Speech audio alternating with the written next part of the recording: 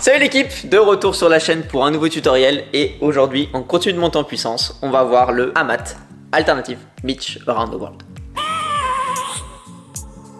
I have a dream, that's all I need. I'll make it happen with some work and belief. Know what I want, so I'll take it on. I've made mistakes, but mistakes make you strong. Le Hamat, c'est un des gestes incontournables du freestyle et c'est un geste alternatif. Pour réussir le Hamat, tu as besoin de l'HTW inside à l'intérieur, tu as besoin du crossover et ça peut être utile en bonus de savoir faire le MATW. J'ai fait un tuto sur chacun de ces gestes, je te mets tous les liens en description, n'hésite pas à t'y référer si tu as du mal à apprendre le Hamat. Comment fonctionne le Hamat? Je commence par frapper la balle avec le pied opposé. C'est un alternatif. Donc je vais d'abord taper avec le pied faible. Ensuite, je vais démarrer mon HTW en partant bien sur le côté, en faisant bien le tour de la balle et arriver aux 3/4 du ballon. Grosso modo, je saute et je fais mon crossover. Super important d'avoir un bon timing sur ce geste, ne pas sauter les étapes, ne pas tout faire en même temps. D'abord, je tape avec le pied opposé, après je passe au tour, arrivé aux 3/4 de la balle, je crosse, dans cet ordre-là. Maintenant, je vais vous donner quelques conseils, quelques astuces pour mieux réaliser le Hamat. Premier point, la hauteur de balle. Super important que la balle soit légèrement au-dessus du bassin maximum. Plus elle monte, plus il va falloir aller la chercher avec le HT, plus ça va être compliqué et on risque d'être déséquilibré. Autre point important, la trajectoire de la balle. Il faut qu'elle reste toujours droit. En fait, les Hamats, surtout quand on va commencer à les enchaîner, il faut être toujours droit au niveau du corps et que la balle reste dans l'axe également. Dès que ça commence à bouger à droite ou à gauche, c'est beaucoup plus compliqué à stabiliser. Autre point important, le timing des gestes. Il faut bien les séparer. D'abord, je fais mon HT et uniquement arrivé à la fin du geste, je crosse. Il faut se concentrer sur un geste à la fois. Je fais attention à ce que mon HT soit le plus clean possible, que je passe bien autour de la balle et uniquement quand j'arrive à la fin du geste, à ce moment-là, je crosse. Si on pense à tout faire d'un coup, on va foirer, ça va partir dans tous les sens, donc il faut vraiment rester focus sur le HT au départ. Tant que tu n'as pas rentré le HT, ne te pose pas la question du crossover. Au niveau de la zone de frappe, moi je la prends légèrement en dessous des lacets. Quand vous allez faire les premiers essais sur les Hamats, en général, un des problèmes c'est que la balle s'enfuit, parce que la pointe en fait n'est pas assez relevée. Pensez à verrouiller la cheville et à la prendre suffisamment fort avec justement cette pointe légèrement remontée pour que la balle revienne droite devant vous.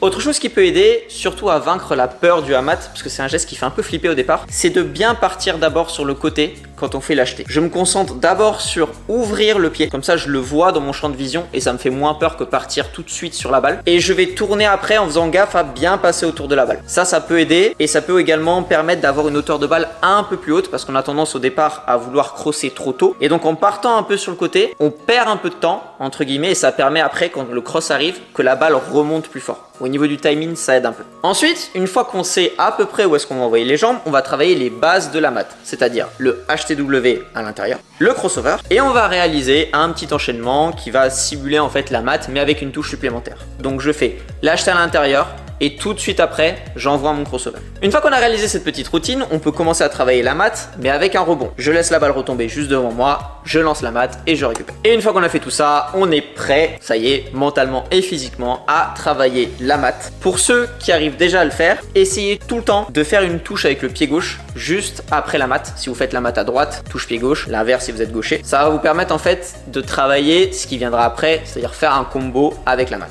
Petit warning vis-à-vis de ce geste, c'est quand même un mouvement qui est peu naturel, donc ça risque de faire mal au niveau articulation, au niveau musculaire, donc échauffez-vous bien, étirez-vous. Si tu chutes et que la chute est un peu énervée, il faut tout de suite t'y remettre, il faut pas laisser la peur s'installer, etc. Tu tombes, c'est pas grave, ça fait partie du freestyle. Tu te relèves, tu te concentres sur qu'est-ce que tu as fait de mal pour que tu tombes, et tout de suite, tu relances un essai pour essayer de vaincre la peur le plus rapidement possible. Une fois que vous avez maîtrisé la mat avec le pied fort, travaillez-le le plus tôt possible avec le pied faible. Une fois que vous avez vraiment bien compris comment est-ce que ça fonctionne, ça vous ouvre à un autre monde dans le freestyle, notamment en ce qui concerne les no-touch. C'est super important de le bosser aussi avec le pied gauche parce qu'après vous allez pouvoir faire des trucs de fou avec les deux pieds en les enchaînant. C'est beaucoup plus dur, ce sera un niveau supérieur, mais c'est bien que rapidement vous commenciez un peu à travailler cet aspect-là avec le pied faible et pas que le pied fort. Dernière chose, le Hamat c'est quand même un geste qui est compliqué, donc ne vous inquiétez pas si ça rentre pas tout de suite. S'il y a des chutes, si vous avez l'impression de régresser, c'est normal, il faut persévérer, il faut laisser le temps au corps d'assimiler un peu ce mouvement qui est peu naturel et je vous promets que ça va venir et que c'est un geste que vous allez garder après. Une fois que vous l'aurez vraiment compris, une fois que le corps sera habitué, vous ne le perdrez pas et vous pourrez passer très vite au niveau supérieur en le mettant en combo, en le travaillant avec le pied faible. Donc vraiment prenez le temps, ne perdez pas patience et bon courage pour l'entraînement.